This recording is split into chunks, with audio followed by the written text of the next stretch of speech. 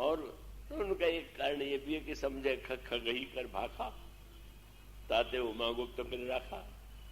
पक्षी पक्षी की बात समझता है इसलिए मैंने सुनी, पर भाषा का उद्देश्य मुख्य है। और इसीलिए एक सज्जन बड़ी बात कर रहे थे, मैंने पूछा आपका पुत्र कहां पढ़ता है? नाम लिया, मैंने कहा उसका माध्यमिक शिक्षा का हिंदी है कि अंग्रेजी है? बोले वो तो अंग्रेजी है। मैंने कहा आप स्वयं बड़े भारी भाषा के पक्षधर दिखाई देते हैं और आपको बाध्यता है। इसलिए अभिप्राय ये है, वाल्मीकि रामायण में आया, जब हनुमान जी अशोक वाटिका में बैठे हुए थे और उन्होंने सोचा कि जनक नंदिनी को मैं सुनाऊं कुछ और बोलूं, तो उन्होंने सोचा मैं किस भाषा में बोलूं। तो हनुमान जी तो संस्कृत के और सभी भाषाओं के महान विद्वान हैं, वे संस्कृत में वाल्मीकि रामायण का या उस तरह के किसी ग्रंथ का वर्णन कर सकते थे। पर भगवान हनुमान जी ने कहा ना, संस्कृत में यदि कथा सुनाऊंगा तो उसमें उल्टा प्रभाव हो जाएगा। क्या? यदि भाषम प्रदस्यामि द्विजा तिर्वे संस्कृता रावणम मन्यमाना माम सीता भीता भविष्यति। रावण भी संस्कृत में बोलता, बड़ा विद्वान था। मैं अगर संस्कृत में बोलूंगा तो कहीं जनक नंदिनी को न ये लगने लगे कि वही बहुरूपिया साधु बन के आया था, भक्ता बन करके ये आ गया। इसलिए इसको मैं प्राकृत भाषा में जो मां के हृदय के संदेह का निवारण करें, तो निवारण जो है वो मुख्य है। भाषा तो हर प्रांत की अलग है, एक प्रांत में ही अलग अलग भाषाएं हैं और शब्दावली अलग अलग है, लेकिन मुख्य उद्देश्य यही है कि भुसुंडी जी जब कोई कथा सुनाते हैं तो कौवे और हंस की भाषा एक तो नहीं हो सकती। हंस जो बोलेगा, कौवा जो बोलेगा, वो तो पक्षी भी होगा, तो भाषा में अंतर होगा कि नहीं? उसका अभिप्राय है कि वो जब राम कथा कही जाने लगी तो विवाद समाप्त होकर के संवाद के रूप में आ गया। और इस तरह से राम कथा समाज में विवाद को समाप्त कर सकती है। और विवाद के स्थान पर अगर आप संवाद चाहते हैं, विवाद होगा तो झगड़ा होगा, संवाद होगा तो धीरे धीरे आप दूसरे की बात समझें, दूसरा आपकी बात समझे, और दोनों जब संवाद करेंगे तो वह उचित जीवन में सहिष्णुता आवेगी, संवाद का श्रेष्ठ कल्याणकारी रूप होगा। इसलिए भुसुंडी जी ने लोमश जी की निंदा नहीं किया। मैं सुनते समय उनकी बात सुन कह रहा था, मैं तो वस्तुतः उस समय भी तर्क वितर्क से खंडन कर रहा था। और इसका अर्थ है कि आप जब सुनने आए हैं, सुनने बैठे हैं, तो आपकी वृत्ति होनी चाहिए श्रद्धा से भरी हुई। और वक्ता विश्वास और श्रद्धा का यह समन्वय बट क्या है कि उस बट के नीचे ही बैठ करके जब आप भगवत कथा का आनंद लेंगे तो आपके अंतःकरण में ये जो भगवान की कथा है वो समस्त संशय का समाधान करेगी और विवाद को संवाद बना देगी। और बुद्धि का जो तर्क और वितर्क है कथा के द्वारा वह धीरे धीरे शांत हो सकता है। अगर कथा को भी ऐसा न रूप दे दिया जाए कि वो भी विवाद का कारण बन जाए। मैं भूल नहीं पाता, जलंधर में आमंत्रित किया गया, मैं गया नहीं था। मैंने हमारे जो सचिव मैत्री शरण जी हैं उनसे कहा कि वे उनसे पूछिए कि मैं तो कभी आया नहीं, वो बुला रहे हैं, क्या उन्होंने मेरी कथा कहीं अन्य शहरों में सुनी? तो उन्होंने कहा नहीं, सुनी नहीं। तब क्यों बुला रहे हैं? बोले इतना देश में नाम है तो बहुत बड़े होंगे तभी तो नाम है। और इतना पीछे बढ़े कि मुझे जाना पड़ा। पर जब मैं पहुंचा तो पहले मैं प्रसंग स्वयं नहीं सुनता, मुझे बड़ा कठिन लगता है। मैंने उनसे कहा कि किस प्रसंग पर कथा कहें? तो उन्होंने कहा कि ऐसा जो सीधी कथा सुनाइए कि जितने नौजवान हैं वो पाकिस्तान पर टूट पड़े। ये आज की बात नहीं है, कई वर्ष पहले की बात। तो मैंने कहा फिर भाई तो आपने गलत व्यक्ति को बुला लिया और आप भी गलत व्यक्ति है। मैं कोई ऐसी जोशीली बात बिल्कुल नहीं कहूंगा। मैं तो आपके समक्ष जो है उन्माद नहीं, मैं तो आपको विवेक की बात कहता हूं, और जोशीली बात कहने वाले भी बहुत हैं। आप आनंद से उनको बुलाते तो ठीक था, आप मुझसे कह रहे हैं कि आप जोश पैदा कर दीजिए। ऐसा नहीं। कथा का उद्देश्य तो मनुष्य के अंतःकरण का संतुलित संवाद है, विवाद नहीं है, विरोध नहीं है, वो विरोध को मिटाना। इसलिए बरगद के नीचे विश्वास पूर्वक जब आप कथा कहेंगे, सुनेंगे, और आप अपनी बुद्धि का उपयोग श्रद्धा के रूप में करेंगे तो आपकी बुद्धि का विकास होगा, और बुद्धि के जो दोष हैं वो धीरे धीरे मिट जाएंगे। ये भगवान की कथा के द्वारा बुद्धि को लगाइए, कान से और मन से सुनिए, और बुद्धि से समझिए, और चित्त के द्वारा जीवन में धारण कीजिए। यही कथा का उपयोग। इसलिए कहा मुसुंडी जी जो है स्वयं कथा सुनाते हैं, और हंस आते हैं सुनने के लिए। और शंकर जी ने तो बड़ी मीठी बात कही। उन्होंने कहा तुमसे जब मेरा वियोग हो गया तो मैं चारों ओर भ्रमण के लिए जा रहा था, और जाके सुमेरु पर्वत पर मैंने दृश्य जब देखा कि हंस सुन रहे हैं और कौवा बोल रहा है, तो पार्वती जी ने कहा आपको देख करके तो भुसुंडी जी आप तो उनके गुरु के भी गुरु खड़े हो गए होंगे। बोले मैं ऐसी भूल थोड़ी किया मैंने, मैं तो तुरंत स्वयं भी मैंने अपने को हंस बना लिया और हंसों में जाके बैठ गया। और तब कछु काल मराल तनु धरि तह कीन निवास, सुनो सकल रघुपति चरित पुण्य आयो कैलाश। भगवान शंकर ने सोचा अब हंस कौवा सुना रहा है, हंस बन करके तो मैं भी सुनाता रहता हूं, पर आज कौवा कैसे सुनाता है ये भी तो सुनूं। और लगा कि अरे कौवे ने तो बड़े अनोखे ढंग से उसी भगवान की कथा को ऐसा प्रस्तुत किया कि शंकर जी पूरे दिन सुनते रहे और सुन करके चुपचाप चले आए। तो कथा बट के नीचे का अभिप्राय है विश्वास पूर्वक कथा सुनिए, श्रद्धा पूर्वक सुनिए, और बुद्ध के दोषों को, विवाद को दूर कीजिए। और शंकर जी भुसुंडी जी क्या करते हैं, आम का वृक्ष है और आम के वृक्ष के नीचे वो बैठ करके क्या करते हैं, मानस में आता है आम छाह कर मानस पूजा।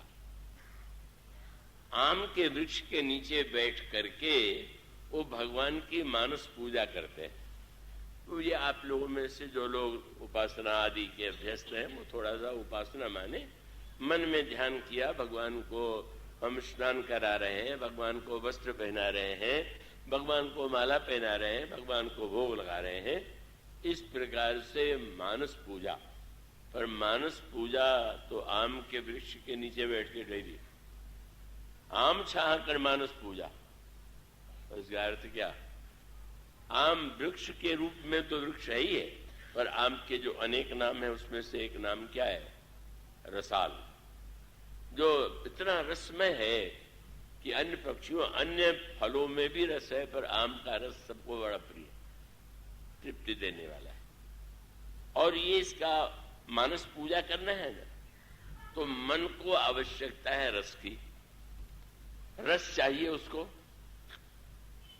और एक बहुत बड़ा तात्विक सत्य बताया गया कि काम भी जब शंकर जी पर आक्रमण करने गया तो उसने जब यह निर्णय किया कि शंकर जी के ऊपर बाण का प्रहार करें, तो वो आम के वृक्ष पर चढ़ गया और वहां बैठ करके देख रसाल विटप बर शाखा, तेही पर चढ़ऊ मदन मन माखा, और वहीं से प्रहार किया। एक अंतर है, राम का संबंध भी आम से और काम का संबंध भी आम से। पर राम का जो मानस की राम मानस पूजा की जाती है वो आम के नीचे की जाती है, और काम का आश्रय जब लिया जाता है तो उस वृक्ष के सिर पर, तो सिर पर चढ़ करके बोले वो काम है, और आपके मन में जो रस की सृष्टि कर दे वो राम की कथा है। अंत में व्यक्ति काम ही बनता है तो रस के लिए ही तो बनता है। तो ऐसी स्थिति में रस में आप ध्यान कीजिए, तो केवल ये नहीं कि यंत्र की तरह ये भी पूजा करना है, आप जब मन का उपयोग ऐसा करें कि आपके रस की प्यास, और संसार में मन की प्यास में और भगवान की मानस पूजा में बहुत बड़ा अंतर है। संसार में आपको रस लेने के व्यक्ति चाहिए, वस्तु चाहिए, ये सब चाहिए, पर भगवान की मानस पूजा का अर्थ है कोई वस्तु नहीं, जहां पर चंदन भी मन का, माला भी मन की, सारा भोग भी मन का, इससे अधिक सरल क्या होगा। संसार वाले वस्तु चाहते हैं, भगवान मन चाहते हैं, और ये तो बड़ी सुविधा है। संसार वालों को आप दीजिए वस्तु और भगवान को मन दे दीजिए। वो व्यंगात्मक गाथा आपने सुनी होगी। एक सज्जन महात्मा जी के पास गए, महाराज बड़ा दरिद्र हूं, धन आ जाए तो हम भगवान के लिए मंदिर बनवावें और भगवान की विधिवत पूजा हो। तो महात्मा जी ने कहा, आप धन तो बहुत दिन में आवेगा, मंदिर बनाओगे तो इससे अच्छा तो यही है कि तुम मन में ही भगवान की मूर्ति के लिए मंदिर बनाओ, भगवान को उस पर बैठाओ और मन में पूजा करो। उनको बात जच गई और वो नियम से पूजा करने लगे, और पूजा करने में उनको इतना रस आने लगा कि एक दिन उन्होंने सोचा आज तो भगवान को खीर का भोग लगावे, और खीर का भोग लगाने के लिए मन की खीर, न दूध है न कुछ है, केवल खीर बनाने लगे। और खीर बनाते समय मन में सोचने लगे कि चीनी डालने लगे तो लगा ये तो अधिक चीनी है, अगर, और उसका अभिप्राय है, उसका तात्विक अभिप्राय है, बीज का पृथ्वी पर डालना ये सकामता है, और बीज को आहुति के रूप में देखना ये निष्कामता है। क्योंकि भगवान कहते हैं यज्ञ से वर्षा होती है, और यज्ञ वर्षा के द्वारा हम यज्ञ करें, और उसका अर्थ है कि अपने खेत में डालेंगे तो अपने लिए बीज डालेंगे और वर्षा होगी तो सबके लिए। और ये अहंकार को इस सारी आहुति के बाद सबसे श्रेष्ठ आहुति क्या? पहले आपने अन्न डाल करके ममता की आहुति दी। आप लोग वैदिक विद्वानों से आपने मंत्रोच्चार सुना हो, तो उसमें नाना प्रकार की, लोहे का नाम, चांदी का नाम, सोने का, हीरे का, गेहूं का, चावल का, तिल का नाम लेते हैं, और सबके साथ यज्ञ ये शब्द जोड़ देते हैं, यज्ञ न कल्पनताम, ये यज्ञ के रूप में वर्णित हो जाए। तो इसका अभिप्राय जिन जिन वस्तुओं से ममता है, आप जब उसको ममता की आहुति दे देते हैं तो मानो आपने आहुति ममता की दे दिया, पहला काम। पर ममता की आहुति के बाद ये आहुति सबसे कठिन, और वो अहम की आहुति, मैं की आहुति। अब आपके मन में ये मेरा है, ये बात तो आती है, पर जो मेरा छोड़ चुके हैं उनको ध्यान आता है मैंने इतना छोड़ा। तो इसका अभिप्राय कि अंतिम आहुति है अभिमान की आहुति। और उस यज्ञ की जप क्या है? भगवान गीता में कहते हैं यज्ञ नाम जप यज्ञोस, यज्ञों में जप यज्ञ में हूं। और वसुंध जी क्या करते हैं? पी पर तर तर ध्यान सुधरई, और जाप यज्ञ पाकर तर करई। वो पाकरी वृक्ष के नीचे बैठ करके जप यज्ञ करते हैं। और इसका अभिप्राय कि यज्ञ में नाम नाम नाम, संसार में व्यक्ति अपने नाम के लिए बेचैन है। रूप न सही तो नाम रहे, पत्थर पर नाम रहे, वस्तु में नाम रहे, नाम के पीछे पागल। पर जब निरंतर भगवान के नाम की बात आ गई तो अहंकार जो है, परशुराम जी महाराज ने कह दिया कि तुम अपना राम नाम छोड़ दो, क्योंकि नाम को उन्होंने इतना महत्व दिया। लड़ो या तो नाम छोड़ो। और भगवान ने कहा महाराज नाम तो छोटा होता है, राम मात्र लघु नाम हमारा, परस सहित बड़े नाम तुम्हारा। और इसका अभिप्राय है कि अहम को पूरी तरह से वह उस ज्ञान की अग्नि में जब आप आहुति के रूप में जप करेंगे, यज्ञ के रूप में, तो आपका अहम भस्म हो जाएगा। भगवान का यह दिव्य रूप होगा मानस पूजा। और फिर आप जाप यज्ञ पाकर तर करई का अभिप्राय यह है कि आप जब पाकर वृक्ष को जहां भी आप देखेंगे बड़ा सघन होता है, तो जब कीजिए तो इतना सघन कि उसमें संसार का ताप जो है वो भीतर प्रविष्ट न हो, उसकी ओर ध्यान न जाए। इस तरह से हम अहम की आहुति जप यज्ञ में दें। और फिर वो मन की दूसरी समस्या का, एक दूसरे पक्ष का जो मनुष्य के संस्कार को मिटाने वाला है, वो क्या है? बोले पीपर तरुतर ध्यान सुधरे। ये मानस पूजा अलग है और ध्यान अलग है। और पीपल के वृक्ष के नीचे ध्यान करने का अर्थ क्या? आपने से जो लोग देखेंगे वो जानते हैं कि सबसे अधिक अगर किसी वृक्ष के पत्तों में आवाज होती तो पीपल का वृक्ष लगा हो तो और हवा चले तो और वृक्षों में थोड़े पत्ते ही रहेंगे, और उसमें हिलेगा ही नहीं, वो जोर जोर से आवाज भी होने लगती। तो मन की तुलना पीपल से भी की गई। दशरथ जी के लिए कहा गया, पत्ते का जैसा पत्ते का स्वभाव वैसे हमारे आपके मन का स्वभाव, जरा सी बात में हिलने लगना और फिर टकराहट करने लगना। तो उसके लिए अगर आप ऊपर देखेंगे, पत्ते की ओर देखेंगे तो मन चंचल रहेगा, पर आपका ध्यान अगर इस ओर चला जाए कि ऊपर के पत्ते हिल रहे हैं, आवाज कर रहे हैं, पर जो इनके नीचे वाला मूल है वो न हिल रहा है न आवाज कर रहा है।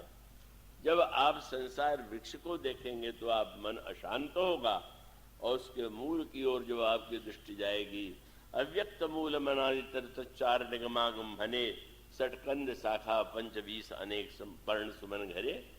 मानो इस साधना का अभिप्राय है हमारे मन में रस का संचार हो, हम घटनाओं में तत्काल विचलित न हो जाया करें, बुद्धि के द्वारा हम श्रवण करके अपने बुद्धि को शुद्ध बनावें, उसको संवाद के रूप में और अहंकार के रूप में हम अपने नाम के स्थान पर भगवान के नाम में अपने आप को यदि समाहित कर दें, उसमें डाल दें, एकाकार कर दें, अपना नाम भूल जाए और प्रभु का नाम ही याद रहे।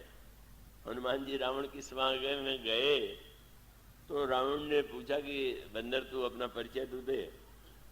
अंगद से पूछा और हनुमान जी से पूछा, दोनों में क्या अंतर है? अंगद जी से पूछा, बता बंदर तेरा क्या नाम? उन्होंने कहा अंगद, मेरा नाम अंगद। और रावण पर व्यंग करते हुए कहा, अंगद नाम बालिकर बेटा, मैं अंगद नहीं हूं, बालिका बेटा हूं। तासो कवम भई भी है बेटा, हमारे पिता बाली थे, कभी आपकी भेंट हुई? रावण को बगल में दबाया था तो याद दिला दिया। और हनुमान जी का पूरा प्रसंग पूछे, हनुमान जी रावण ने पूछा, कह स्कंद कौन तय कीसा, कही के बल घालिस बन कीसा, कीरो श्रवण सुनस नहीं मोही, देखो अत्यसंग सठ तो ही, मारिस निश्चर के अपराधा, कहू सठ तो ही ने प्राण की बाधा। अब हनुमान जी का पूरा प्रसंग पढ़ रहा है। हनुमान जी ने प्रारंभ किया सृष्टि के प्रारंभ से, सुन रावण ब्रह्मांड निकाया, पाई जासु बल बिरचत माया, काग जाके बल बिरंच हिर ईसा। रावण तो विद्वान था, बोले मैंने एक छोटा सा प्रश्न किया, तो तुम्हारा नाम क्या है, तुम्हारा परिचय क्या है? ये पुराण लेके बैठ पड़ा। इतना समय मेरे पास कहाँ है कि तुम्हारे आदि पुराण को सुने, कैसे संसार बना, कैसे पालन हुआ, और सब पूरा नाम लेने के बाद विचित्र बात पाएंगे। हनुमान जी ने रावण को अपना नाम नहीं बताया, इतनी बड़ी बात है। यानी आप समझ लें कि अगर वो हनुमान अंगद, ये प्रसंग है, अंगद के आने पर कहीं रावण को हनुमान जी के नाम का पता चला कि रावण को उन्होंने नाम बताया नहीं, वो चले गए। और बाद में सुख सारण को जब दूत बना के रावण ने भेजा और वहां से लौटने के बाद पूछा कि वो वहां के मुख्य बंदर सेनापतियों का नाम बताओ। उनका द्विविद, मयंद, नील, नल, अंगद, गद, विकटास, दधिमुख, केहरी, निसठ, सठ, जामवंत, बलराज, इतने नाम गिना दिए गए। रावण ने कहा तुमने गिनाए तो दिए, वो नगर जनाने वाले का क्या नाम था? वो द्विविद था कि महेंद्र था कि नील था कि नल था? क्या आप जानते क्या उत्तर? गुप्तचर गए भी लौट भी आए, उन्होंने कहा कि महाराज हम बड़ों के नाम का पता लगाए, वो तो सबसे कमजोर बंदर है, उसके नाम कब है?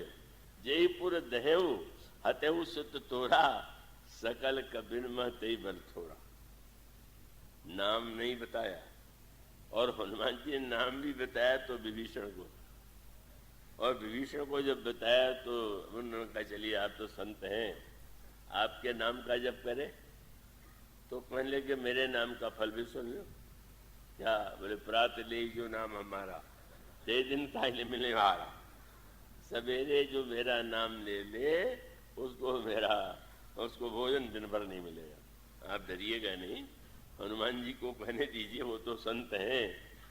पर इसका अभिप्राय कथा राम की, नाम राम का, और उन्होंने का रूप अगर देखो वो तो मेरा क्या देखो, मैं तो बंदर हूँ। और जिस समय जनक नंदिनी को कथा सुनाई तो माँ ने कहा, अभी धन्यवाद दिया जा रहा था, तो श्री किशोरी जी के हृदय में आया कि अब वक्ता को धन्यवाद तो दें। वक्ता जी तो यहाँ दिखाई दे रहे, वहां तो दिखाई दे रहे नहीं रहे। तरु पल्लव महरा लुकाई, स्वयं छिपे हुए कथा कह गए। और माँ के मुंह से निकला, श्रवणामृत जही कथा सुहाई, कही सो प्रगट होत किन भाई। इतनी कानों को अमृत देने वाली कथा जिसने सुनाया वो सामने तो आवे, प्रगट तो हो। हनुमान जी नीचे वृक्ष से आ गए, और जो ही उस बंदर के रूप बंदर को देखा, हनुमान जी चाहते तो ब्राह्मण बन के आते, पर बंदर के रूप में ही सामने आ पड़े। तो फिर बैठी मन विस्मय भय। किशोरी जी ने तुरंत पीठ करके बैठ गई। अब किसी को बुलावें और बुलाने के बाद आप उसकी ओर पीठ कर दें तो उसको अपमान लगेगा। पर माँ को पीठ करते देख करके हनुमान जी ने गदगद होके कहा, माँ आपने दिखा दिया कि सुंदर तो कथा है, कथावाचक तो बंदर ही है। बंदर को क्या देखना है? सुंदर राम है, उनकी कथा सुंदर, उनका नाम सुंदर और उनका धाम सुंदर। इसलिए कड़ी मुझे बातें कर रही है, नहीं तो शायद और देर तक बात कर सकता फिर कभी। पर उसका अभिप्राय यह है कि हमारा विकास अंतःकरण में तब होगा जब हम नाम रूप लीला और धाम के द्वारा अपने बुद्धि चित्त और अहंकार को भी परिवर्तित करेंगे और उसमें भगवान की भक्ति का उदय होगा। जब भैया ने जो प्रसंग सुना वो तो भाई अनुभव रूप, जिनको संसार सपने की तरह दिखाई दे रहा उनके लिए ठीक, पर अभी आप सपने की तरह जब नहीं देख रहे हैं तो बस सोच लीजिए कि बस भगवान का नाम लेना है, थोड़ा उनका नाम लें, उनके रूप का ध्यान कर लें, उनकी कथा सुन लें, और इस तरह से हमारा अंतःकरण जो है विकसित। जिसे शंकर जी बोलते हैं तो वो तो भाई उनका क्या कहना है, उमा कहूँ मैं अनुभव अपना, सत हरि भजन जगत सब सपना। वो एक तात्विक सत्य है। और वसुंधरी जी ये हैं तो कह देते हैं कि यह श्रुति सिद्धांत अपेल, ये वेदों का सिद्धांत है कि बिनु हरि भजन भवतरिय, बिना भजन के कोई व्यक्ति कल्याण नहीं पा सकता। तुलसीदास जी ने कहा, शंकर जी ने अपना अनुभव बता दिया, भूषुंड जी ने अपनी बात कह दी। आप का भूषुंड जी ने तो ये भी दावा कर दिया कि सब कर मत, मैं सबकी ओर से कहता हूं कि सब कर मत खगनाए के हा, करिए राम पद पंकज नेहा। तुलसीदास जी तो अत्यंत नम्र है।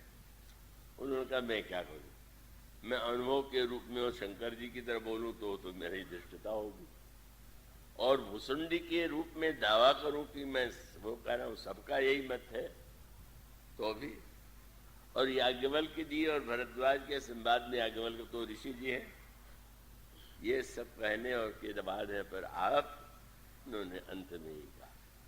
और उसमें उन चारों की ओर ही संकेत है, श्री राम स्वरूप अगाध अनूप, बिलोचन मीनन को जल है, और श्रुति राम कथा मुख राम को नाम, ये पुण्य राम ही को थल है। मति राम ही सो, गति राम ही सो, रति राम सो राम ही को बल है। लेकिन सबकी न कहो, मैं सबकी ओर से कैसे बोलूं, सबकी न कहो तुलसी के मते, इतने जग जीवन को फल है। बस कथा कान से, जिह्वा से राम का नाम, नेत्र से उनके रूप का ध्यान। तो ऐसी स्थिति में अगर ईश्वर गोस्वामी जी के अनुभव के रूप को हम और आप हृदयंगम कर सकें तो निश्चित रूप से हमारा विकास जो है वो बाहर के साथ साथ भीतर भी होगा। और जब हम भीतर से विकसित और बाहर से विकसित होंगे तो सही अर्थों में हम राम राज्य के नागरिक कहलाने के अधिकारी होंगे। अभी तो आप राम राज्य की बात सुनिए, उसको हृदय में थोड़ी देर उसका आनंद लीजिए। अभी तो हम सब बहुत दूर हैं, हमारी सारी वृत्तियां बहिर्मुख हो रही हैं। इसलिए ये योग मिला, अवसर मिला और भगवान शंकर ने जिस तरह से प्रभु के नाम की महिमा बताई, रूप का ध्यान किया, कथा का उन्होंने स्वयं वर्णन किया और उन्होंने हृदय को ही भगवान का धाम बना लिया। जब भगवान को हम हृदय का दशरथ अजर विहारी साकेत लोक विहारी, जब दशरथ अजर विहारी बने और दशरथ अजर विहारी जब तुलसी मन मंदिर में विहरे, बस अपने जीवन के इस मंदिर में, इस धाम को आप जब प्रभुमय के रूप में देखेंगे तो आप और हम सब धन्य हो सकेंगे।